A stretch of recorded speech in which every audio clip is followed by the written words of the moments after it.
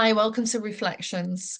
I wanted to talk in this episode about the link between religion, spirituality, and well-being. And I find it quite fascinating, actually, because one of the areas that I studied and did my master's in was in race, culture, and difference. And one of the aspects I found in that research was how little spirituality and faith was taken into account in the mental health services, whether that was clinicians working with clients or even the research itself. Over the last weekend, when I had my deep dive into BBC iPlayer, I decided to watch a range of programs that explored different religions in depth. Um, so I looked at the Hasidic Jews, Christianity, some communities in East Sussex who were Christian-based organisations that live as a community, into the Muslim faith, people converting from Christianity to Islam, and last night more on the Mormons.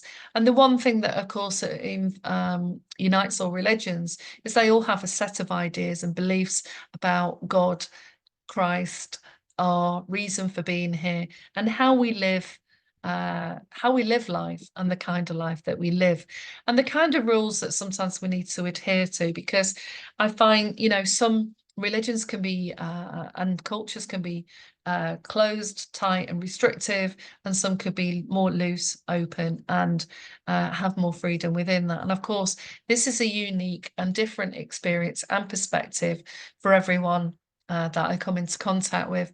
I come into contact with a lot of people who define themselves as spiritual, and the whole spiritual movement has been an interesting one, because lots of us who are interested in spirituality kept our ideas about spirituality and the movement of spirituality under wraps, as much of this was either seen as weird or conflicted with some of the religious beliefs in different religions about what's okay and not okay. But I came across some research recently, the Gallup research, that found a strong association between global mental health and well-being and spirituality and religion, and was largely underexplored.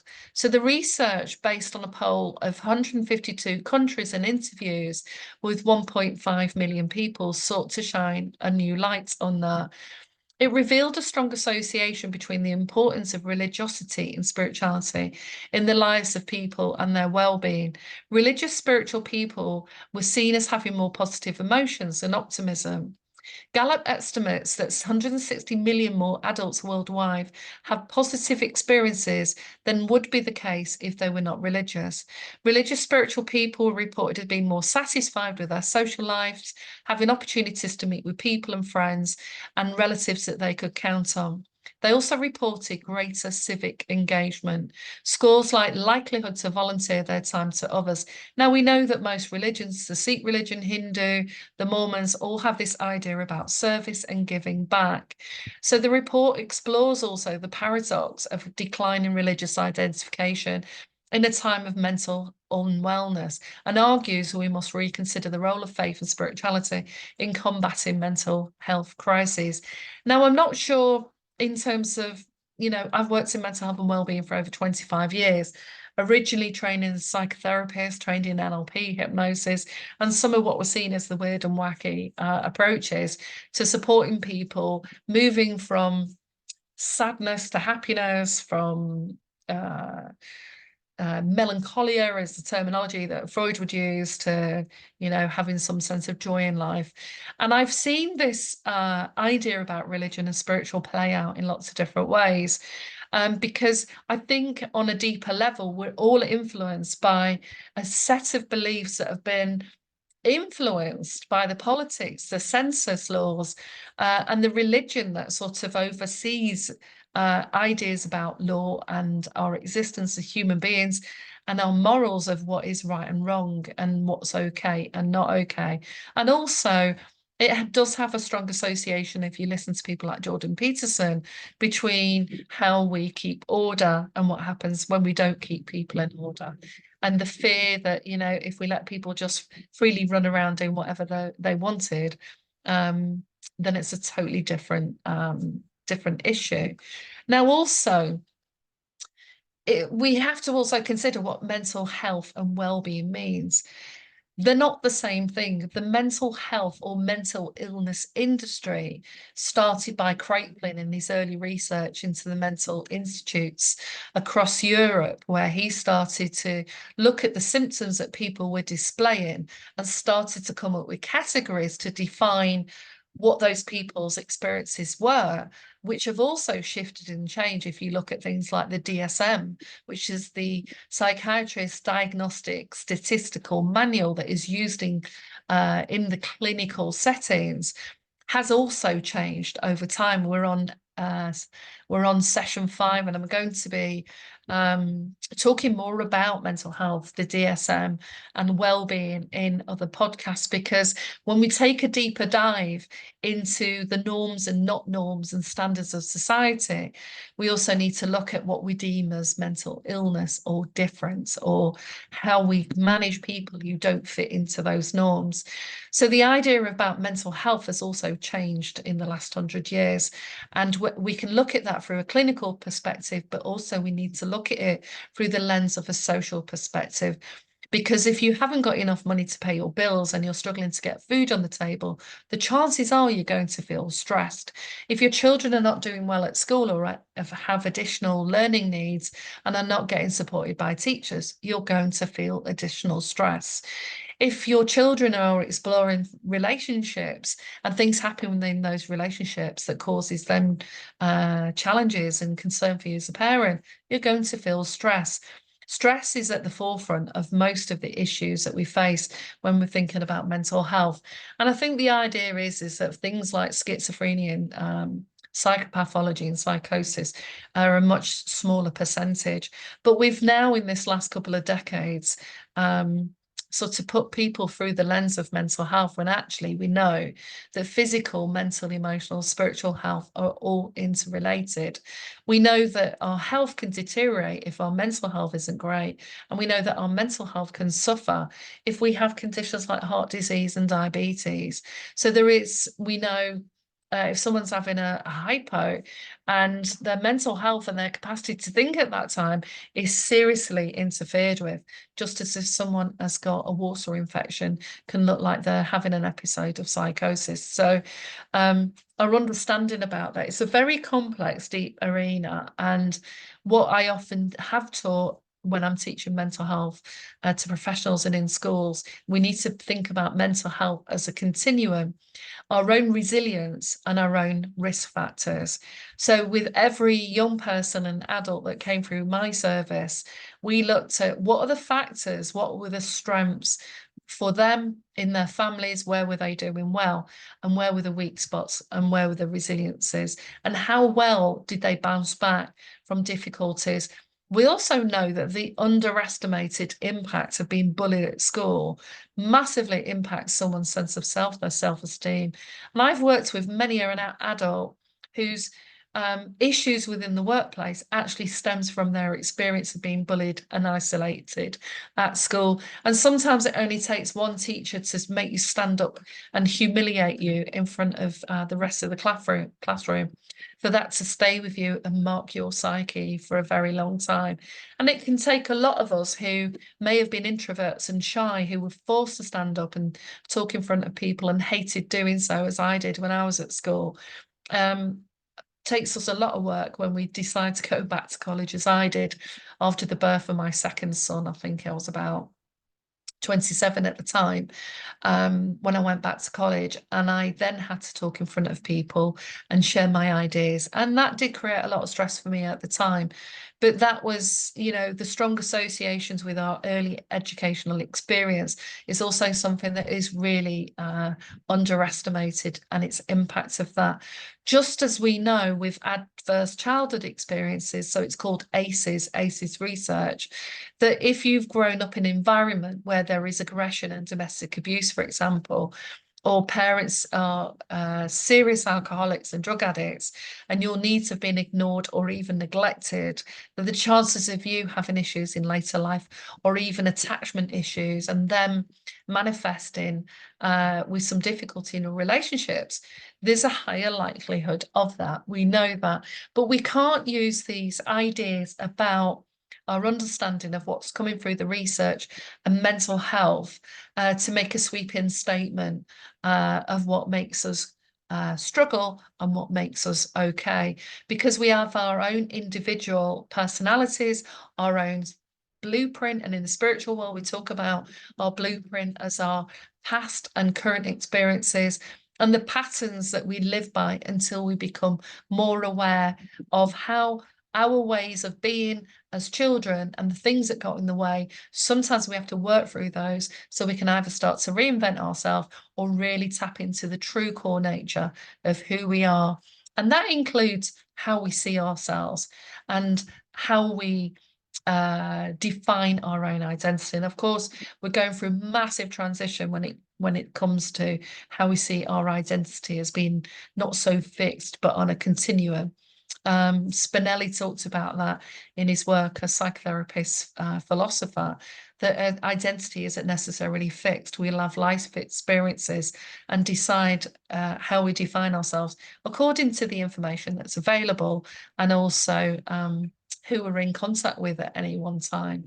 So schooling and our early childhood experiences massively influence whether or not we're going to be happy and healthy, if that is what we are aiming for, because we do have happiness studies, or whether or not we are looking for just a well-lived life. And we then have to decide what that might look like. And a lot of the people I come into contact with, their well-being is influenced by the fact that they went to university and did the course that was not suited to their talents and skills and strengths. And they may have found out after 4 years that actually the reasons they got depressed and struggled with their mental health was because actually they were totally out of alignment with a course that just didn't suit who they were as a person. For other people, it can just be that they've experienced a particular lifestyle or work, way of being, and then their soul wants to expand and reach for a different existence. And that's sometimes why people in the 70s, 80s, and 90s, when cultures and lifestyle and class was more fixed, and you lived according to whatever group you grew up in, and people would sometimes reject that and go in search of themselves, like eat, pray, love, that sense of deeper dissatisfaction with life, or realizing that it doesn't matter how many handbags and pairs of shoes you've got in your cupboard, that you can still feel dissatisfied and unhappy at the end of the day. So it's an interesting to link religion and spirituality with well-being. And I think there is a correlation. And I certainly saw the difference. There were 50 schools in the area where I worked, and I worked in at least 15 of them. And the one where I saw young people who seemed to fare better, even though they were in large families, people were dying, there were issues within the families, and there were hardships, seemed to fare better in the faith schools than some of the non-faith schools. Can I say that definitively down the line? No, but that was my experience. And we can all entitle to our own experience and how we view that.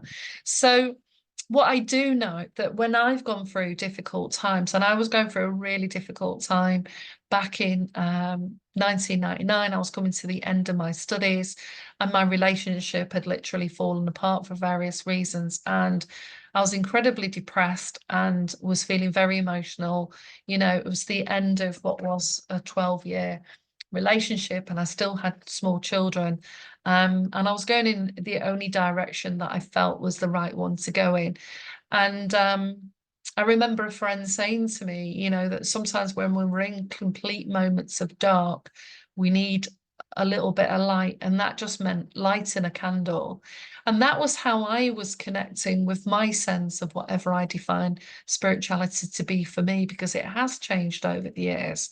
And often we need some belief in something bigger than ourselves, and don't want to think that our time here on earth is wasted, and that we all have a purpose, which I believe that we do. And sometimes that purpose is really obvious early on in our life, and sometimes it comes out much later.